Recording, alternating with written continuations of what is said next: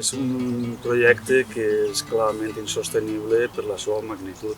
Estem parlant de 190.000 metres quadrats de superfície ocupada en sòl agrícola de primera qualitat. Tenim que tindre en compte que tenim un dels sòls més productius, més fèrtils d'Europa en un clima excel·lent per a l'agricultura. Encara que avui en dia està de capa caiguda, tal com va evolucionant el món, pot ser que, ja sigui no res, tinga molt de valor la terra per a produir aliments. De fet, els grans fons d'inversió estan invertint, comprant terres de cultiu per la situació que es preveu que vinga en el canvi climàtic de falta d'aliments. Per altra banda, pretén ubicar tota una població, com podia ser la d'un poble veí com Daimús, pràcticament 2.500 a 3.000 persones.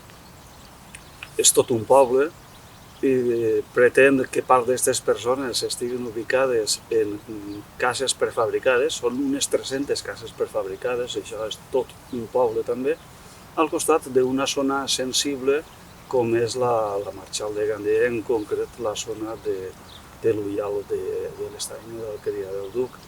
De manera que tindrà uns efectes negatius per contaminació lumínica, per contaminació acústica, per trànsit de vehicles sobre la mateixa zona humida.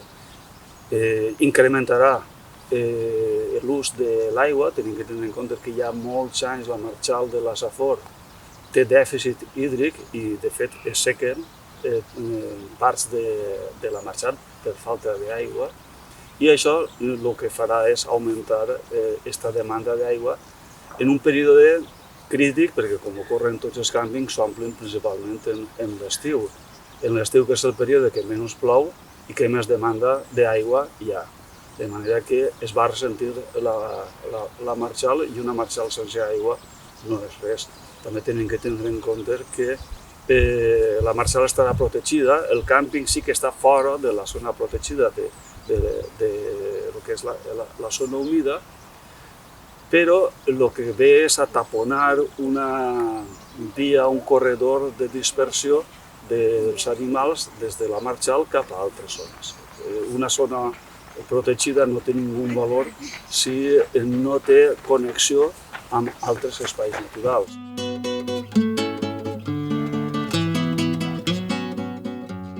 És difícil perquè, anem a veure, els animals on veuen persones, les persones són depredadors. On hi ha acumulació de persones, on hi ha llum, on hi ha sorolls, els animals això ho eviten. Perquè consideren les persones que són depredadors, tenen por. De fet, ningú es troba per ahir en mamífers carnívors, per exemple, o acostar-te a un animal és difícil perquè fuig davant la presència humana.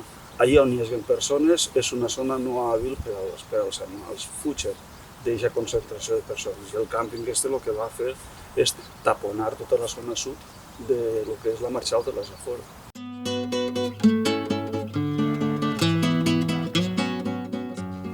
Han elegit aquesta zona simplement perquè està a prop de la platja, té prop vies de comunicació i sobretot perquè és més barat.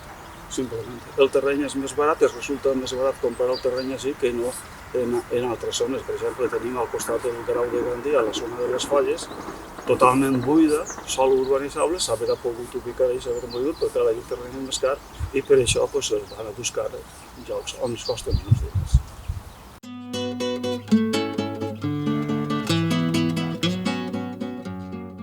La Generalitat simplement es preocupa de veure el que és zona d'especial protecció per a les aus, lloc d'importància comunitària, límits de zones humides